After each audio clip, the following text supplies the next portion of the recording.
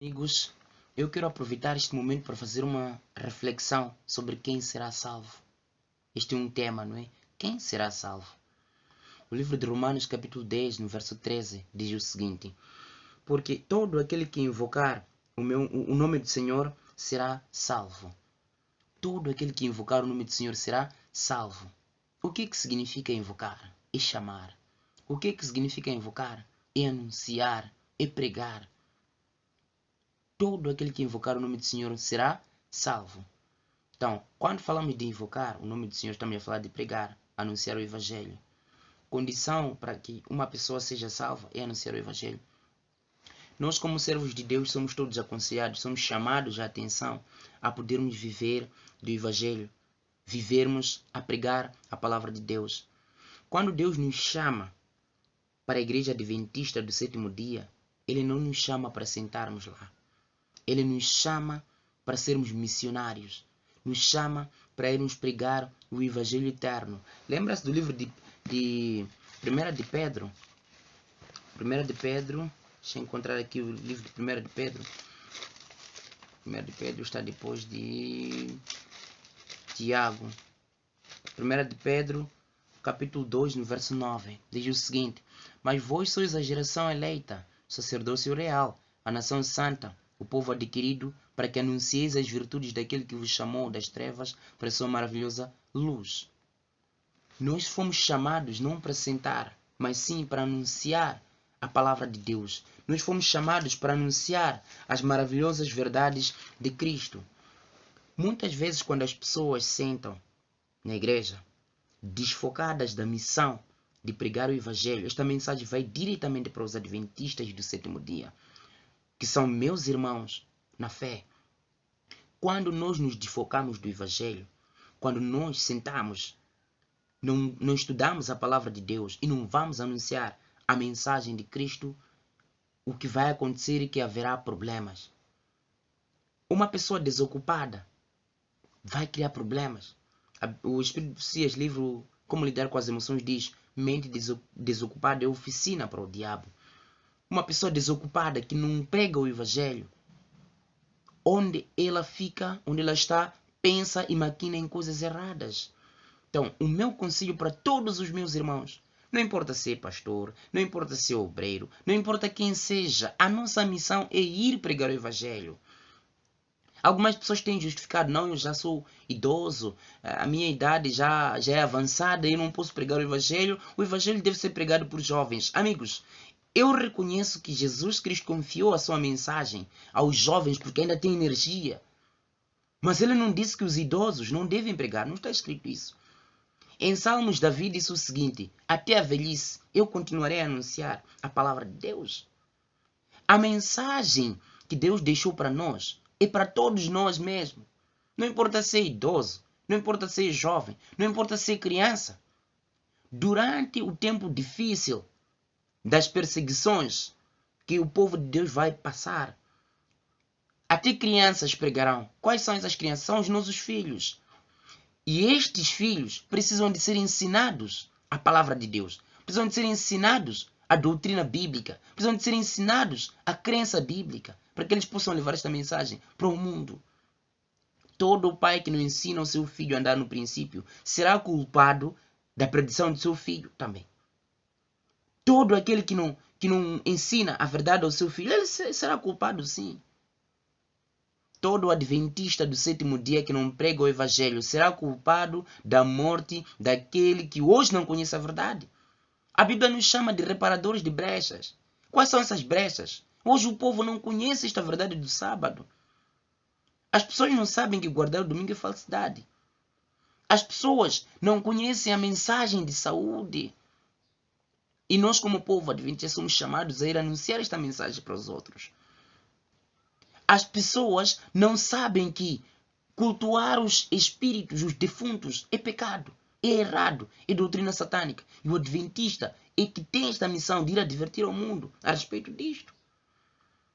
Amigos, todo aquele que não prega a mensagem, a Bíblia diz que não será salvo. Lemos aqui que só será salvo aquele que anuncia o Evangelho. É que recebemos uma ordem da parte do nosso Mestre, Jesus Cristo, que é de ir anunciar o Evangelho eterno. E quando nós não anunciarmos este Evangelho eterno, nós não teremos parte. Sabe por quê? A Bíblia diz, ainda no livro de Lucas, capítulo 19, deve ser o verso 40, diz, se vocês não pregar o Evangelho, não é isto a parafrasear, se não pregarmos o Evangelho, sabe o que vai acontecer? As pedras vão clamar. A própria natureza vai pregar. Hoje em dia as pessoas já estão a ter informações de que Jesus está a voltar pelas coisas que têm estado a acontecer. Não precisam mais de ouvir as pessoas só. Então, o meu convite é este. Faça parte desta grande missão de pregar o Evangelho. Jesus disse, numa dessas ocasiões, aos seus discípulos, não é? Eu estarei convosco quando vocês forem a pregar o Evangelho. Eis que estarei convosco até a consumação dos séculos. De que forma? Quando formos a pregar o Evangelho. Mateus capítulo 28, do verso 18 até 19, diz isso. Somos convidados todos a irmos anunciar o Evangelho eterno. A Bíblia diz, o ramo infrutífero é cortado e é lançado no fogo. Então nós temos que ser ramos frutíferos. Temos que estar conectados ao ramo principal, que é Jesus Cristo, para produzirmos frutos. As pessoas não conhecem a verdade, amigos. Vamos todos pregar a mensagem. Só que surgem algumas perguntas. Diz o seguinte: como pois invocarão aquele em quem não creram? Primeiro precisamos de crer em Jesus Cristo, aquele do qual nós iremos invocar ao mundo. E como crerão naquele de quem não ouviram?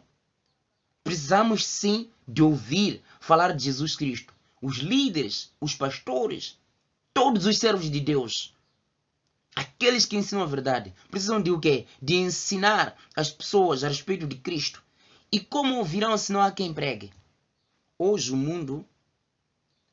no mundo existem tantas pessoas que não conhecem estas verdades que hoje estamos aqui a falar. Mas como é que estas pessoas ouvirão estas verdades se não há quem as pregue? Como ouvirão?